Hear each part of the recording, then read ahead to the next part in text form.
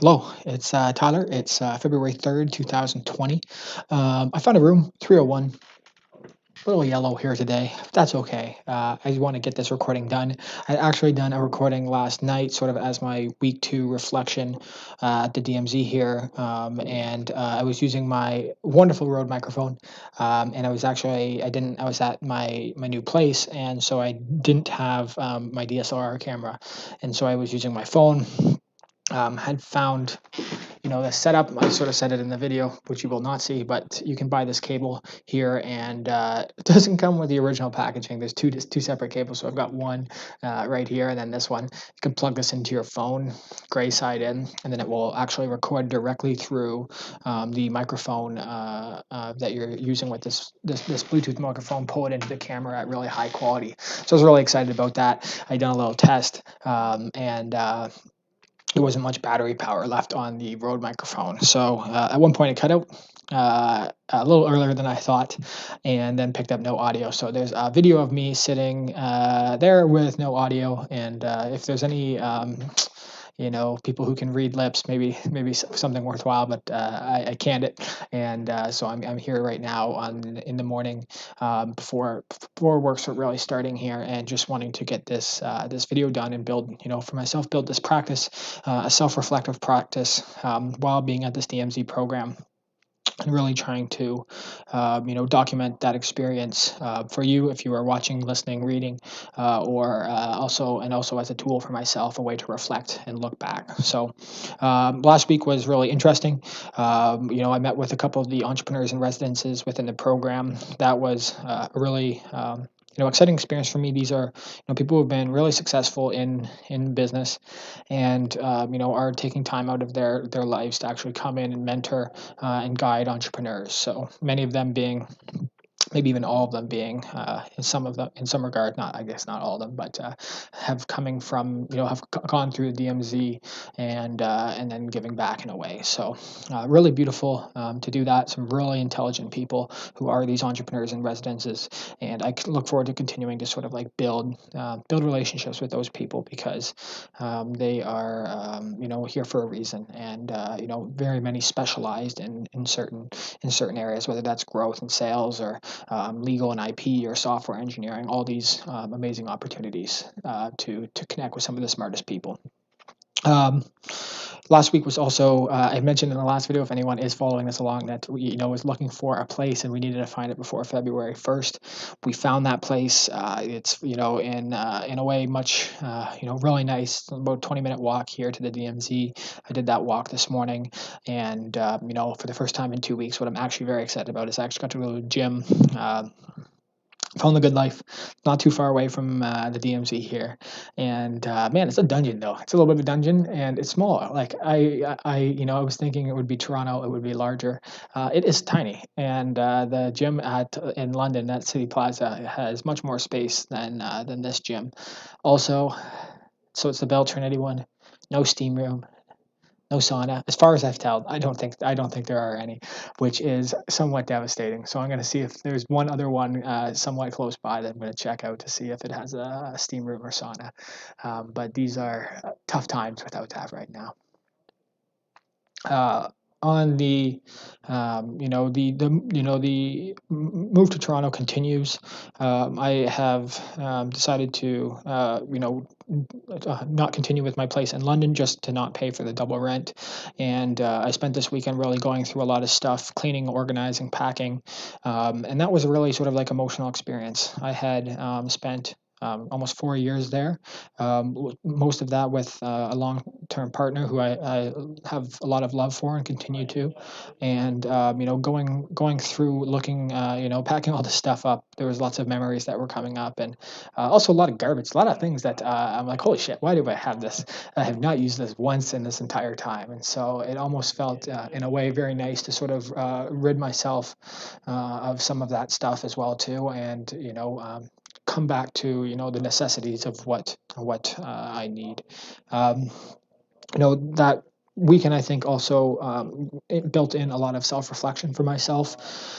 there's a lot of changes going on in my life. This is a very transitionary period, and not almost 28 years old, to be moving to a new city, working on business the way that I'm working on it. That is a lot, and it's a lot to think about. It's a lot to take in, and I hope that I can have some time to sort of reflect on that. However, that time is really difficult to find right now, and whether it is being at the DMZ, whether it is running a team here, and having the time deadlines, the financial deadlines, documentation needed, all these things to make sure that we're successful.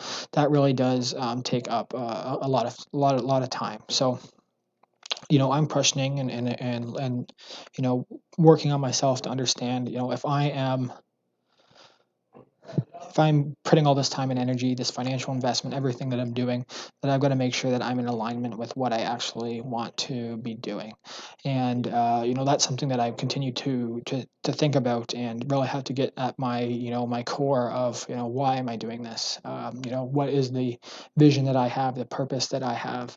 And if I'm not living that, then what am I doing, and what are my options here? So one of the things that I'm really focused on here right now is making sure to get towards a viable, sustainable business, one that is breaking even, one that is profitable. I've invested a lot of money and time, as I've mentioned, into this, and it's time to make sure that I am taking care of the business and taking care of myself as well too.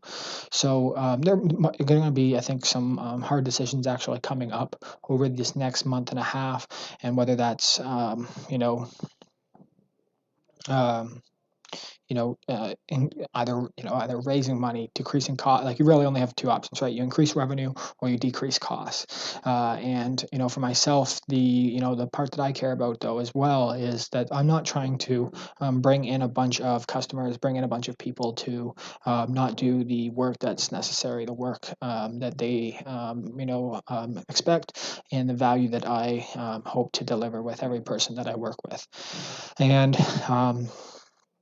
I think you can start off with a really big purpose, and then as the constraints of living in the world that we live in, and the financial constraints, and the goal to grow, and then to grow the team and then pay the team, that can really start to have conflicts with the original vision and goal that you're actually having. So I've said this myself, but like, my original vision of what I am building here has sort of been a self-analysis tool to allow me to get a better understanding of my state of mind, the way that I'm thinking, the way that I'm processing things. And I was using a tool called Evernote to do that, and continue to use that tool. But what always confused me was that within Evernote there was never any insights given back to myself. So why, after almost 7 years of documenting my thoughts, the things that I'm looking at, the stressors that I'm having in my life, why is it not giving me any insights back into myself? And that really, that gap has really sort of, consumed me in a way, and has built the drive to try to build this product, and build this vision. However, that's a large undertaking, and in many cases is uh, the viability of that is not always easy to recognize right away. And so there are sort of short-term moves that need to be made to make sure that you have the cash flow that you need, the money that you have, to make sure that you're operating to your full capacity, and then moving towards, in the long term, the solution that you want to do.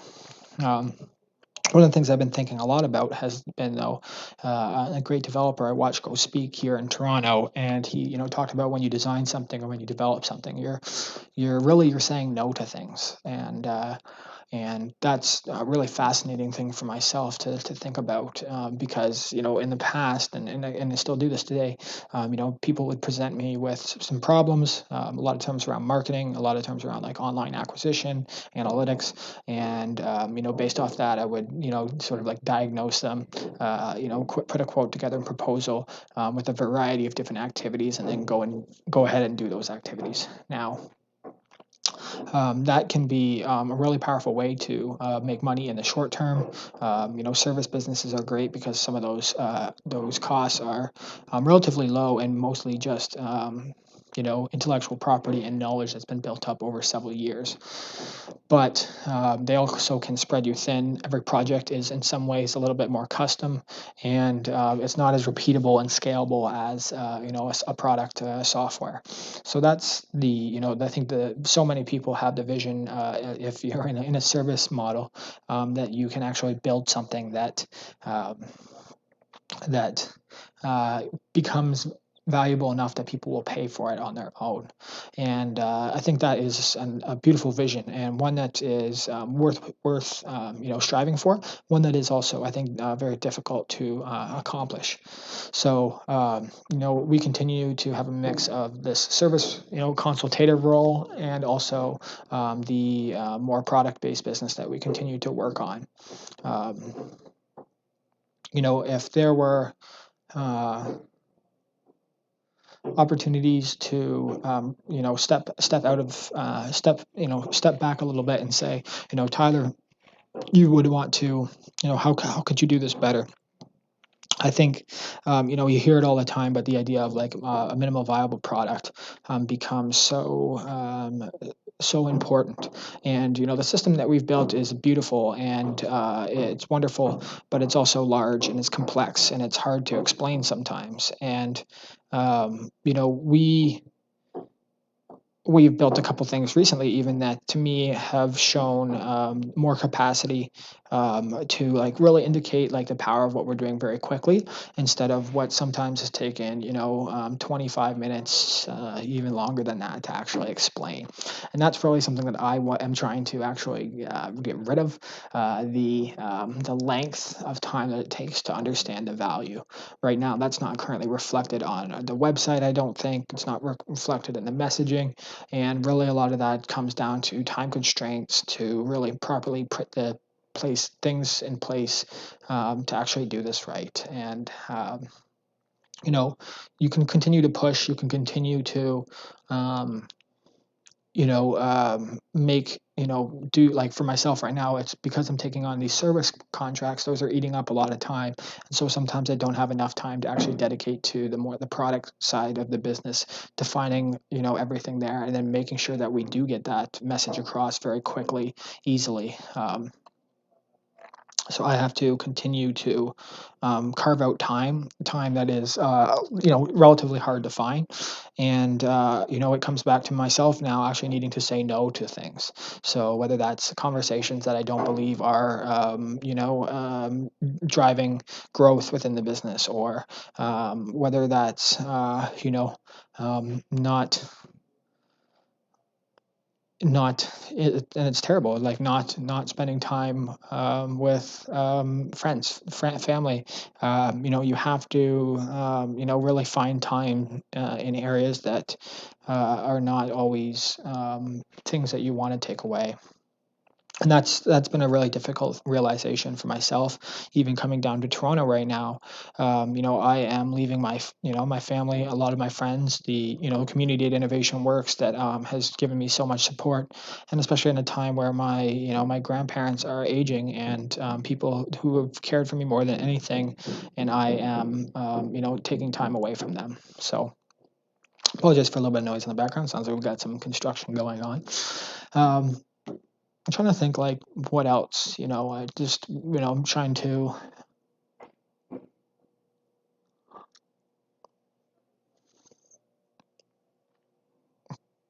It's just, it's going to be really interesting to watch these weeks back, because there is such an ongoing process actually being part of it, and every day unwrapping, and finding, discovering new information, whether that's feedback from clients, whether that's talking to EIRs who are very impactful when you speak with them, whether that's defining objectives and goals through the DMZ, and then trying to understand how you can actually get to those goals, and then for us right now, reflecting back on January and what that actually looked like. So we're having a team meeting here in a little bit, and I'm taking on. Um, I said in 2020, I have to take on more of an assertive role that is, necessary for being effective in the way that we're doing things. And, I will have to take that on today.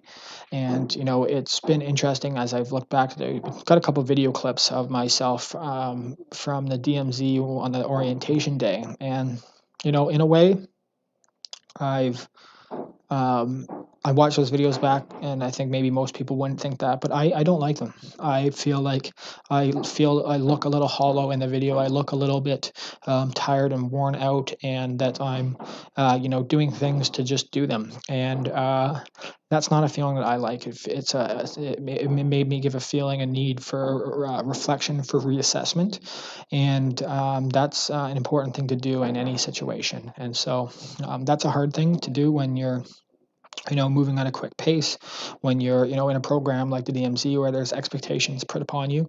And I need to be have a sort of a careful balance in way that I approach the way that I'm thinking about that video, thinking about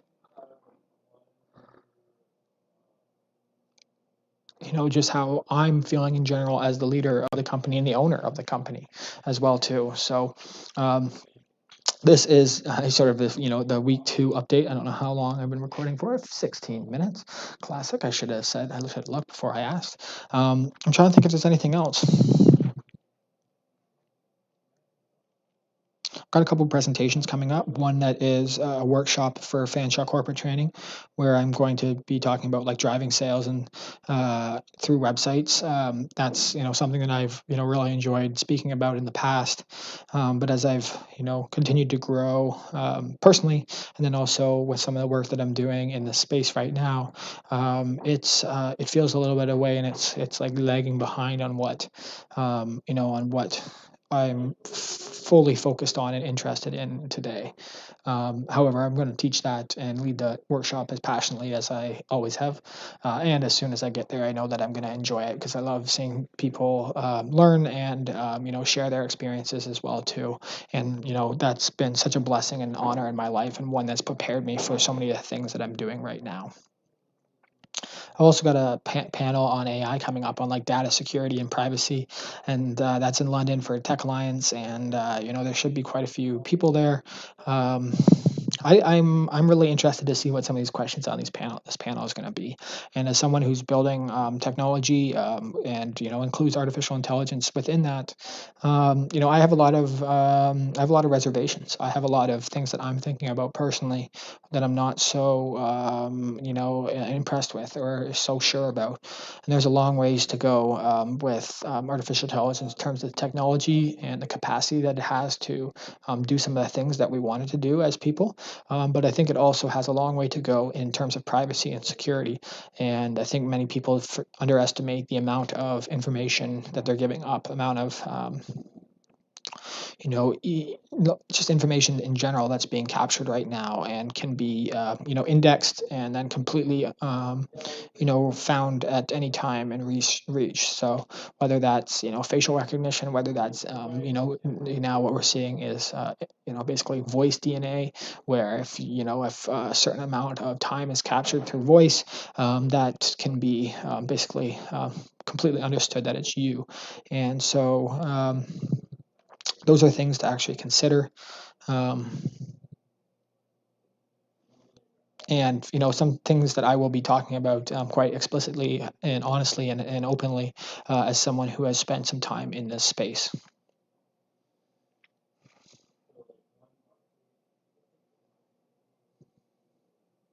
I think that's really all I've got.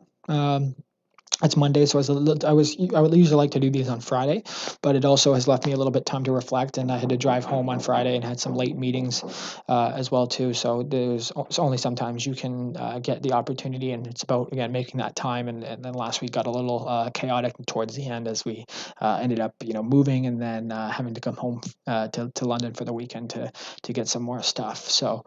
Um,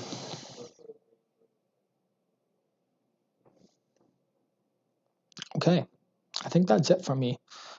This will be, I've recorded this on video with my DSLR camera.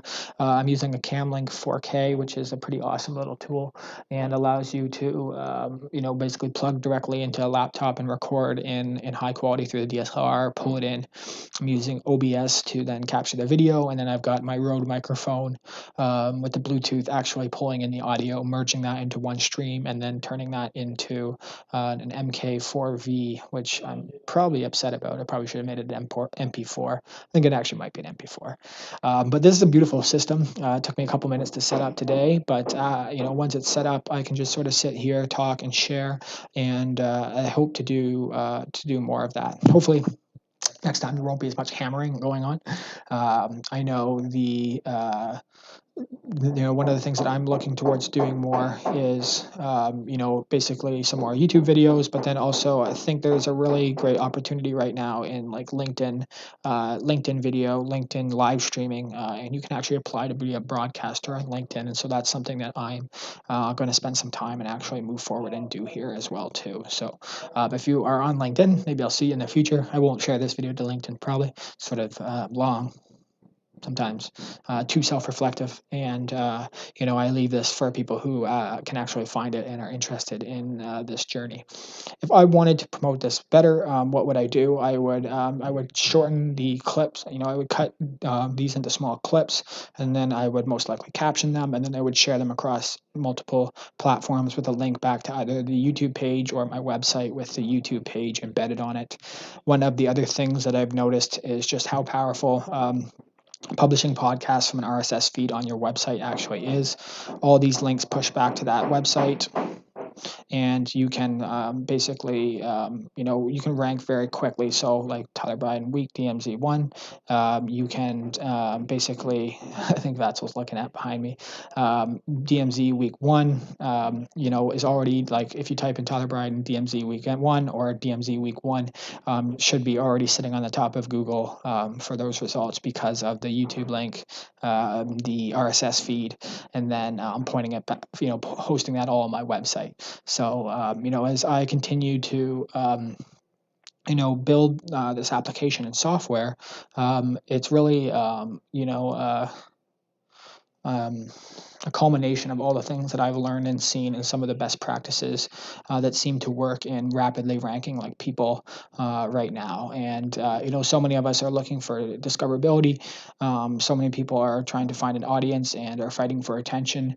And if there's ways to, rapidly increase that capacity, I think that is something really exciting. But um, how much of an investment am I willing to make to get towards that level? And then, how quickly will those things change? So maybe that this system that's currently working with the YouTube RSS feed, the transcription attached below, maybe that's a really powerful stack right now, but that could change relatively soon. Or maybe other weights or hierarchies will be put in search engines or social media engines, whatever that is. Even the captioning piece we've seen so much, but why isn't Instagram just doing automatic captions for you? Why are they forcing people to make their own captions? There's a lot of interesting questions right now and a lot of things at play. And one of the things that I had thought about has been, heard a lot about, listened to a podcast yesterday on it, and multiple variations of this, but like. red ocean versus blue ocean or 0 to 1. Like, you can't just necessarily make process improvement or product improvements. You can make a business out of that, but if you really want to be a successful business in terms of having some impact, then you need to go against the consensus. Um, you need to find areas that people do not yet agree on, and build something there, and then make people see that consensus. So that's something that I'm thinking about. We've built a system that really can improve a process for a lot of people, but are we completely differentiating yet? And there are a couple ways that I think we already are. Some really cool things that we're working on, but that's a question that I consistently ask myself and need to if I want to get out of this. What I want to see. So. Um, I had sort of a hurtful comment of from someone that I care about deeply, sort of ask, like why am I doing this? And they sort of said, you're doing it for the money, and that's not true. And that sort of hurt. It made me again sort of reflect on what I'm doing, and then also what am I communicating to people? Is that what people think? Because if that's the case, that doesn't sit well with me.